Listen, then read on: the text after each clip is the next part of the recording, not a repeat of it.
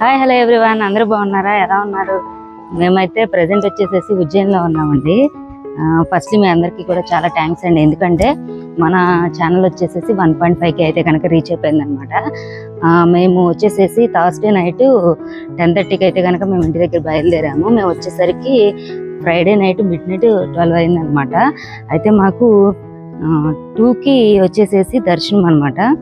అయితే 2కి దర్శనానికి వెళ్ళిపోయి దర్శనం చేసుకొని ఇప్పుడు మార్నింగ్ రూమ్కి వచ్చేసి మళ్ళీ ఫ్రెష్ అయిపోయి మళ్ళీ మామూలు దర్శనానికి అయితే కనుక వెళ్ళిపోతున్నాం అనమాట. అంతకుముందు ఉజ్జయిని వచ్చినప్పుడు మేము భస్మారతి అనేది మిస్ అయిపోయాము, కాబట్టి భస్మారతి దర్శనం చేసుకోవాలని చెప్పి మళ్ళీ రావడం అయితే కనుక జరిగింది. ఇప్పుడు ప్రజెంట్ వచ్చేసేసి టెంపుల్కి వెళ్తున్నాము మళ్ళీ దర్శనం చేసుకోవడానికి. టెంపుల్ యొక్క విశేషాలు అలాగే టెంపుల్ కూడా చూద్దాము, ఎంతవరకు కవర్ చేయగలమో. లోపలికి అయితే కనుక ఎలా ఉందన్నారు ఫోను, చూద్దాం రండి. ఆ రూమ్ నుంచి అయితే కనుక టుక్ అయితే ఎక్కాం అనమాట. ఇక్కడ మధ్యప్రదేశ్ లో టుక్ ఆటోలు అనేది ఫేమస్ అనమాట. ఇది ఎక్కైతే కనుక టెంపుల్ దగ్గరికి అయితే వెళ్తున్నాం అనమాట. చాలా అంటే ప్రెసెంట్ వచ్చి హాలిడేస్ కాబట్టి చాలా క్రౌడ్ ఉంది. చూడాలి దర్శనం ఎంత టైం పట్టుద్ది ఏంటనేది. రాత్రి అయితే కనుక 2కి భస్మారతి టికెట్స్ అనమాట. భస్మారతి అనేది ఉజ్జయినిలో చాలా అందరూ ప్రతి ఒక్కరు చేసుకోవాల్సిన దర్శనం అనమాట. స్వామి వారికి చితాభస్మంతో అయితే కనుక అభిషేకం చేస్తారు కాబట్టి మళ్ళీ సెకండ్ టైం కూడా దర్శనం చేసుకుందామని నైట్ కి అయితే కనుక బుక్ చేసుకున్నాము. 2 గంటలకు అనమాట అది దర్శనం అనేది. మనకి 12:30 కల్లా లైన్ లోకి వెళ్ళిపోతే మనకి 2కి అయితే కనుక లోపలికి అలో చేస్తారు. కానీ అది అభిషేకం అనేది 1 అవరే ఉంటుంది. అంటే 3:30 అలా 4 స్టార్ట్ చేసి 5:30 అలా క్లోజ్ అయిపోద్ది. మనం బయటకు వచ్చేసరికి 7 అవుతుంది అనమాట. ఇప్పుడు సెకండ్ టైం అయితే కనుక దర్శనానికి వెళ్తున్నాం. మొత్తం 3 దర్శనాలు అయితే నోట్ చేసుకున్నామని మేమైతే కనుక అనుకుంటున్నాం అనమాట. చూద్దాం. బ్రేక్ఫాస్ట్ చేద్దామని అయితే కనుక హోటల్కి అయితే వచ్చామన్నమాట. ఇక్కడ మన ఆంధ్ర ఫుడ్కి అసలు ఏమీ దొరకదు, అంతా కూడా మధ్యప్రదేశ్ స్టేషన్ అనమాట. పావు బజ్జీలు మన పుల్కాలు అవే అనమాట. కాకపోతే మన ఆంధ్ర ఫుడ్ అయితే కనుక చాలా మిస్ అయిపోతున్నాము. ప్రజెంట్ అయితే కనుక పోహా ఒకటి చెప్పాము. పోహా అంటే మన పులిహార టేస్ట్ ఏమైనా ఉంటుందేమో అన్న ఉద్దేశంతో చెప్పాము. అలాగే ప్లెయిన్ దోశ ఒకటి చెప్పాము అనమాట. చూడాలి ఫుడ్ అనేది ఎలా ఉంటుంది అనేది. మేము వచ్చేసి దోశ ఒకటని పోహా ఒకటి చెప్పామండి. పోహా టేస్ట్ అనేది ఎలా ఉందనేది ఒకటి చూద్దాము. ఇదేంటంటే అటుకులు అలాగే మిక్చర్ ఏదో కలిపారు, బూందీతో కలిపి చేశారు. చాలా బాగానే ఉంది. మన భారతదేశంలో గల 12 జ్యోతిర్లింగాలలో 3వ జ్యోతిర్లింగం ఈ ఉజ్జయిని మహాకాళేశ్వర జ్యోతిర్లింగం అండి. సప్తమోక్ష మార్గాలలో ఉజ్జయిని అనేది ఒకటనమాట. ఈ టెంపుల్లో స్వామివారు మహాకాళుడి రూపంలో అయితే కనుక మనకు దర్శనమిస్తారనమాట. లోకంలో ఎక్కడ లేని విధంగా ఈ క్షేత్రంలో శివలింగానికి చితాభస్మంతో అయితే కనుక అభిషేకం అయితే కనుక చేస్తారనమాట. పూర్వం దుష్ణాసురుడు అనే రాక్షసుని సంహార నిమిత్తం అయితే గనక స్వామివారు మహాకాళుని రూపంలో అయితే గనక ఇక్కడ మనకి రూపాంతరం అయితే గనక చెందారట. ఆయన తన యొక్క మహాకాళుడి రూపంలో ఆ రాక్షసుని అయితే గనక వధ చేయటం అనేది జరిగిందనమాట. అప్పుడు దేవతలందరూ కూడా స్వామివారిని షోడశోపచారాలతో అయితే గనక పూజలు అయితే గనక నిర్వహించారంట.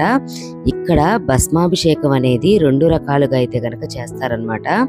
ఒకటి ఆవు పిడకలు ఉంటాయి కదా, వాటిని కాల్చి వాటితో చేసే భస్మం ఒకటైతే, అలాగే ఉజ్జయిని నగరంలో ఎవరైనా చనిపోతే అంటే శివైక్యం చెందిన వాళ్ళని ఒక 10 మంది సాధువుల మధ్య అంత్యక్రియలు జరిపిన తర్వాత వచ్చిన భస్మంతో చేసే అభిషేకం అనేది చాలా విశేషం అనమాట.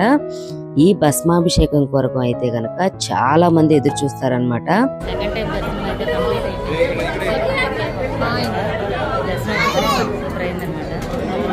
స్పెషల్లీ ఈ భస్మాభిషేకం కొరకు ఉపయోగపడిన జీవుడు తరువాత ప్రమద గణాల్లోకి అయితే గనక కలిసిపోతాడని శివుడు వరమిచ్చాడని ఇక్కడ వారైతే గనక బలంగా అయితే కనుక నమ్ముతున్నారండి. భస్మహారతి దర్శించి ఆ చితాభస్మాన్ని నుదుటిన ధరించిన వారికి సకల పాపాలు అయితే కనుక తొలగిపోతాయట. దర్శనం అయితే ఇప్పుడే కంప్లీట్ అయిపోయిందండి. చాలా బాగా జరిగింది దర్శనం. ఇక్కడ ఉన్న టెంపుల్లో మెయిన్ అట్రాక్షన్ ఏంటంటే లింగాకారం అనమాట. చాలా పెద్దది, చాలా బాగుంటుంది లింగాకారం కూడా. క్రౌడ్ కూడా చాలా బాగుంది, ఎక్కువగా ఉన్నారనమాట.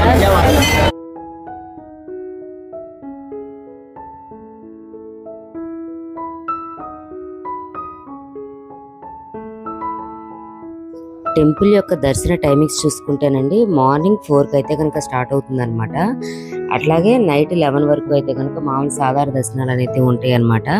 అట్లాగే భస్మారతి చూసుకుంటే కనుక మార్నింగ్ 4కి స్టార్ట్ అయ్యి 1 అవర్ అండ్ 1.5 అవర్ అయితే కనుక చేస్తారు. అయితే యాక్చువల్గా ఏంటంటే ముందుగా వెళ్ళడం వల్ల మనకి 12:30 ఆ టైంలో వెళ్ళడం వల్ల ఏంటంటే మనకి ముందుగా కూర్చోవడానికి అవకాశం ఉంటుంది. అప్పుడు స్వామివారు మనకి దగ్గరగా అయితే కనుక కనిపిస్తారనమాట.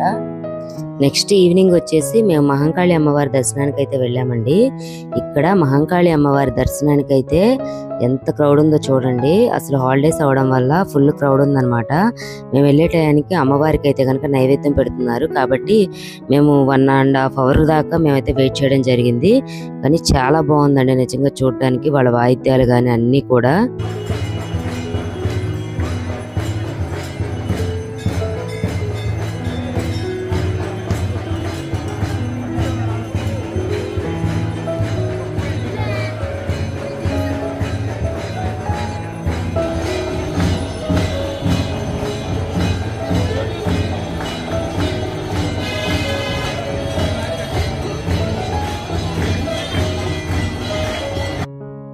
ఇక్కడ అమ్మవారు అష్టాదశ శక్తి పీఠాలలో 9వ శక్తిపీఠం అనమాట. అంటే సతీదేవి మోచేయి పడిన ప్రదేశం అనమాట. ఇది చాలా శక్తివంతమైన శక్తిపీఠం అని అయితే కనుక అందరూ నమ్ముతారు. ఇక్కడ అమ్మవారు మనకి మహాలక్ష్మి సరస్వతి విగ్రహాల మధ్య మహంకాళి రూపంలో అయితే కనుక మనకు దర్శనం ఇస్తారనమాట. చూడ్డానికి నాలుకను బయటికి పెట్టి నల్లని కళ్ళు సింధూర రంగులో చంద్రవంక కిరీటం ధరించి అమ్మవారు అయితే కనుక మనకు దర్శనమిస్తారు.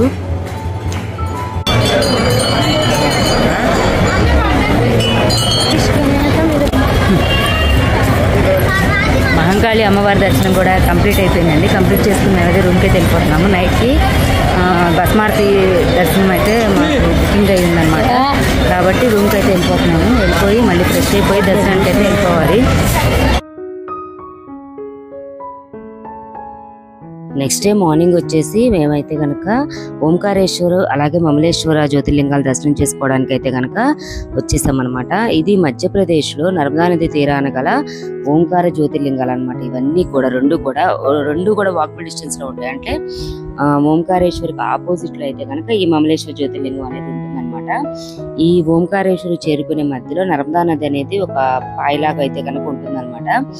ఈ ఓంకారేశ్వరు చేరుకోవడానికి 2 దారులు ఉన్నాయండి. ఒకటి బ్రిడ్జ్ ద్వారా కూడా మనకు వెళ్ళొచ్చు అనమాట, లేదు బోట్ ద్వారా కూడా వెళ్ళొచ్చు అనమాట. మేము వెళ్ళేటప్పుడు లేట్ అయిపోతుంది, ఎందుకంటే ఓంకారేశ్వర్లో క్రౌడ్ అనేది చాలా ఎక్కువ ఉంటుంది అనమాట.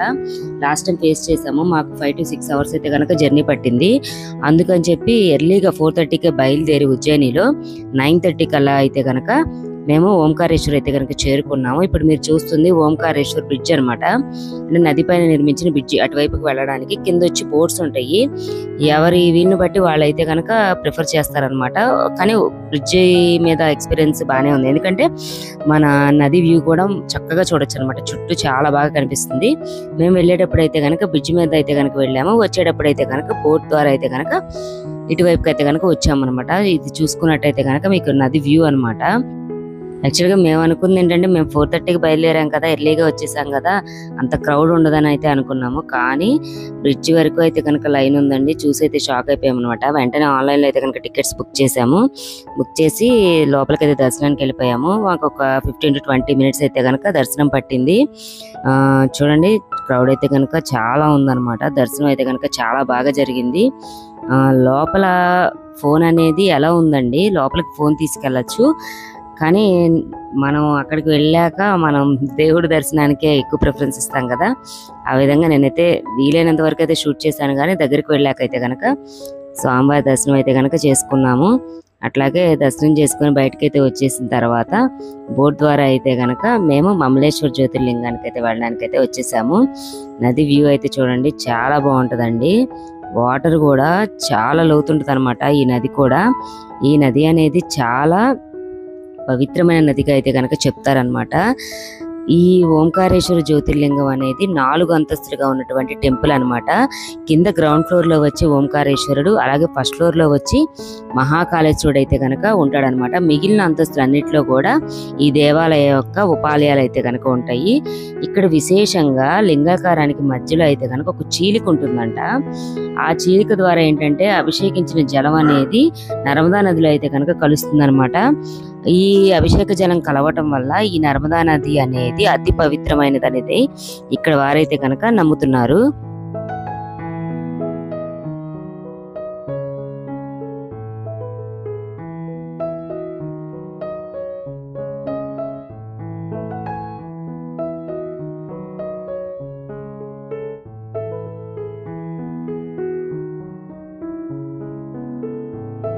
Omkareshwar Darshan successfully completed.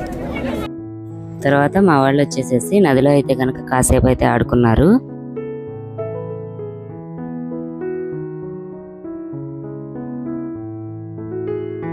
ఓంకారేశ్వర దర్శనం తర్వాత మేము మమలేశ్వర స్వామి దర్శనానికి అయితే కనుక వచ్చేసామండి. ఇక్కడ క్రౌడ్ కూడా చాలా ఉంది. చూడండి, టెంపుల్ అనేది చాలా బాగుంటుంది అనమాట. ఇవన్నీ కూడా పెద్ద పెద్ద టెంపుల్స్ అనమాట. చూడడానికి అయితే చాలా ఆర్కిటెక్చర్ కూడా చాలా బాగుంది. దర్శనానికి అయితే ఇప్పుడు మనం లైన్ లోకి వెళ్ళిపోతున్నాము. చూసారా ఆల్రెడీ ఎంత క్రౌడ్ ఉందో లైన్ మొత్తం కూడా. ఇది టెంపుల్ యొక్క బయట వ్యూ అన్నమాట. ఈ విధంగా ఉంటుంది. నర్మదా నది తీరంలో గల మరొక జ్యోతిర్లింగం అయితే కనుక ఈ మమలేశ్వర జ్యోతిర్లింగం అండి. ఇది ఓంకారేశ్వర టెంపుల్ కి అయితే కనుక ఆపోజిట్ లో ఉంటుంది. మీకు లోపల లింగాకారాన్ని అయితే కనుక చూపిస్తాను చూడండి. ఈ విధంగా అయితే ఉంటుంది అనమాట. ఎవరైనా అభిషేకం చేయాలనుకుంటే కనుక వాటర్ తెచ్చుకొని చక్కగా ఇక్కడ స్వామి వారికి డైరెక్ట్ గా వారి స్వహస్తాలతో అయితే కనుక అభిషేకం చేయొచ్చు. ఇది ఫ్రెండ్స్ ఈరోజు మన వీడియో. మేము వెళ్ళిన ఉజ్జయిని టూర్ అనేది మీకు కూడా చూపించాలనే ఉద్దేశంతో ఈ వీడియోని మీకు షేర్ చేస్తున్నాను. ఈ వీడియో కనుక మీకు నచ్చింది అనుకుంటున్నాను. మన వీడియో కనుక మీకు నచ్చినట్టయితే కనుక మన వీడియోని లైక్ చేయండి. మీ ఫ్రెండ్స్తో రిలేటివ్స్తో మన వీడియోని షేర్ చేసుకోండి. మరిన్ని యూస్ఫుల్ కంటెంట్ కోసం, యూస్ఫుల్ వీడియోస్ కోసం keep watching smart Priya with ma'am.